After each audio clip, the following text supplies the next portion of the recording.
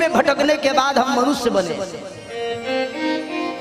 और फिर अगर इससे अपनी गति बनाना चाहते हैं तो अपने हाथ में चाबी भी है और अपने से हम ताला भी बंद किए हैं और खोलने का हम प्रयास भी कर रहे हैं, लेकिन फिर भी महाराज खोल नहीं पा रहे हैं। क्यों? क्योंकि बाह्य चक्षु खुला है, अंतः चक्षु हमारा बंद है, मुहांध है।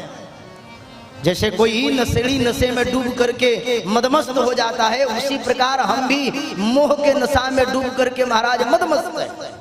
किसी को पद के नशा है, किसी को धन के नशा है, किसी को ज्ञान के नशा है, किसी को वैभव के नशा है, और सब अपने नशे में महाराज मगरूर है।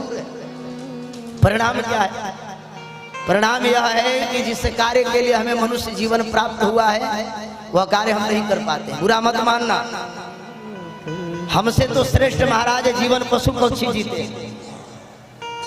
हम तो अपने बच्चों के लिए एम्पायर खड़ा कर देते हैं कि हमारे बाद उसका उपभोग करेगा, लेकिन पक्षियों से आप सीखो, वह अपने निवाला को चुनती है या चुनता है और पुनः ला करके अपने बच्चों के मुखार बिंद में डाल देता है, फिर भी संग्रह नहीं करता है। और जब पर निकल जाता है अपने उनके बच्चों को, उनके चूजों को, तो अपने घोंसले से लात मार करके बाहर कर देता है। वह अपने मार्ग, वह अपने मार्ग, जल्दी सोता है और जल्दी उठता है। और हमारा, हम तो महाराज जब सोते हैं तो उठने से पहले इतनी टेंशन है महाराज, ये कर ले, वो कर ले, ये कर ले। मरने से पूर्व महाराज जब अंतिम गति आती है, बाली से भगवान ने कहा, ध्यान से समझिएगा थोड़ा, आज भूमिका है, कथा तो हम सब कल से श्रवण करेंगे।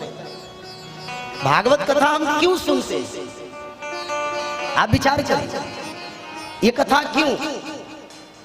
भागवत के इतिहास में इस कथा से 2 लोगों की मुक्ति हुई है, तीसरे की अभी तक हम लोगों ने नहीं सुना है। ध्यान से समझना, अपने दोनों कानों को खोल करके, आत्म श्रवणीय को खोल कर। एक या तो परीक्षित जी की मुक्ति हुई है और दूसरा या तो धुंधुकारी की मुक्ति हुई है। ना हम परीक्षित बन पाते हैं और ना ही धुंधुकारी बन पाते हैं। ये पूजा, ये पाठ, ये समर्पण, ये भक्ति, ये प्रपत्ति, महाराज जो जीवन भर हम कर्म दुष्कर्म करते हैं उसी का उत्कोच देते हैं परमात्मा को। जैसे अधिकारी लोगों को कभी कभी राउंड टेबल काम कराने के लिए अंडर राउंड टेबल कुछ काम करते हैं, उसी प्रकार हम भी भगवान को थोड़ा घूस दे देते हैं। पूजा का 5 मिनट बैठ करके माला जप लेते हैं, 5 मिनट बैठ करके लड्डू गोपाल की सेवा कर लेते हैं, कुछ देर बैठ करके हनुमान चालीसा पढ़ लेते हैं, और ज्यादा भक्ति हुई तो कुछ जाकर गिरिराज जी की परिक्रमा कराते हैं। ये उत्कोच है परमात्मा के प्रति। भगवान ने कहा कि तुमने गर्भ में तो बहुत वचन देकर आए थे, लेकिन यहाँ आने के बाद मैं और तोरते माया, याद सब है लेकिन उस पर चलना बड़ी मुश्किल हो जाता है, मुश्किल हो जाता है। परिणाम क्या है? फिर महाराज यह जीवन अंतिम अवस्था में जब आता है तो मृत्यु के समय में महाराज जन्मत मरण दुसह, बड़ा दुख होता है। प्राण ये जल्दी छोड़ता नहीं है महाराज। तृतीय स्कंद में श्री कपिल जी महाराज माता देवहूति से कहते हैं, कंठः गुरुआयत, कफवात पित्त से जाम हो जाता है गर्दन, और मरते वक्त महाराज प्राण ढंग से नहीं निकल पाता है।